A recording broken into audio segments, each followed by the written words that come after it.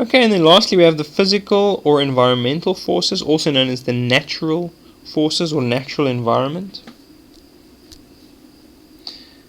Okay, we can see pollution and results of climate change. Polar bears don't have any ice to use to hunt anymore.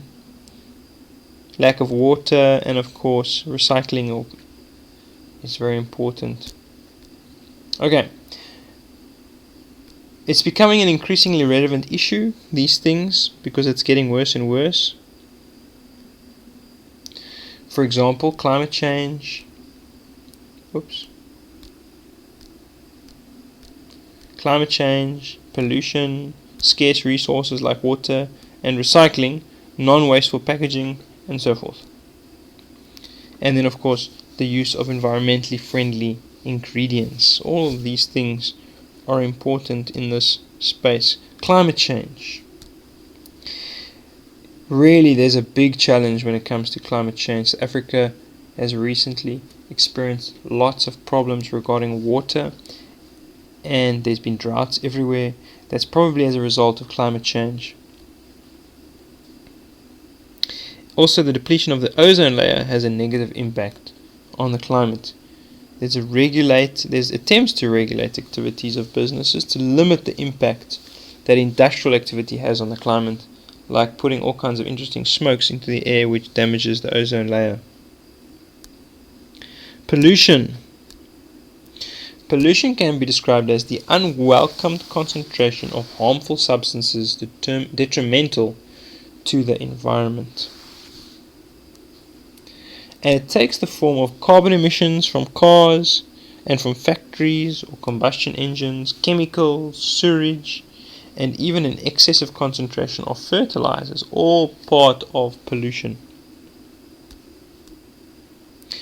Positive financial benefits associated with pollution-free environments. There are positive associations. For example, the Kanubi Beach near East London has been awarded the blue flag status, and that's the blue flag over there. It's an internationally recognized symbol awarded to environmentally sound beaches, and that's beaches usually that tourists will look for. They want to spend time on those beaches, not on the beaches that don't have the flag, because then they don't know if it's safe or not.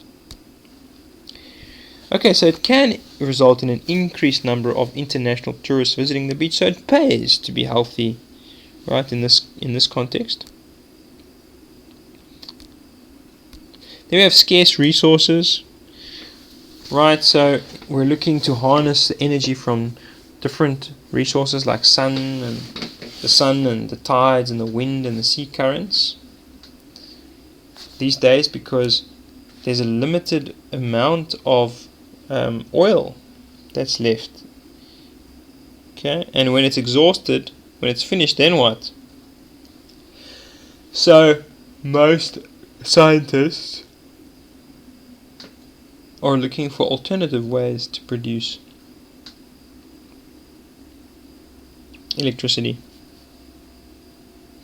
So in any crisis, there lies an opportunity. There's an estimated 1.2 million jobs that could be created in South Africa in renewable energy sector.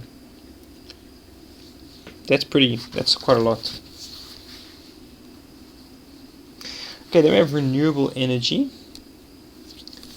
As we've looked at, solar, hydro, tides, and of course these wind turbines.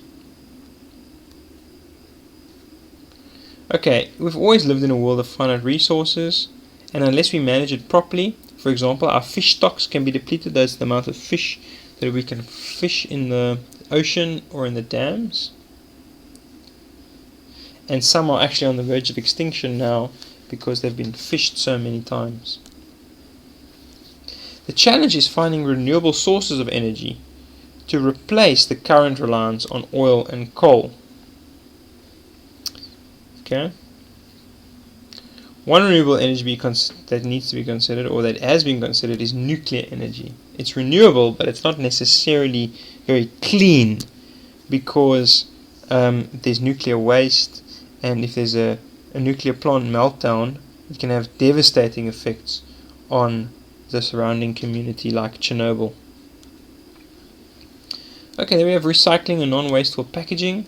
So Africa is behind when it comes to recycling efforts based in comparison to developed countries. But it has recognized the importance of recycling.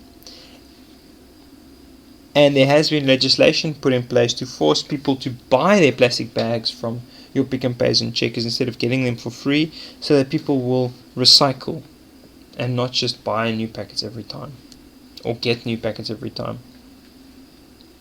And this policy has been followed by Australia, Canada and New Zealand, in fact. Then we have environmentally friendly ingredients. Now there's a trend towards EFIs, okay, in all sectors. For example, one baby using disposable nappies can produce 2 tons of solid waste during its lifetime. That behind that baby is just for a year. So can you imagine how much it produces in its entire lifetime? It can take 500 years to decompose that stuff. So this company brought out biodegradable nappies, which if you throw into a landfill will just disintegrate quite easily.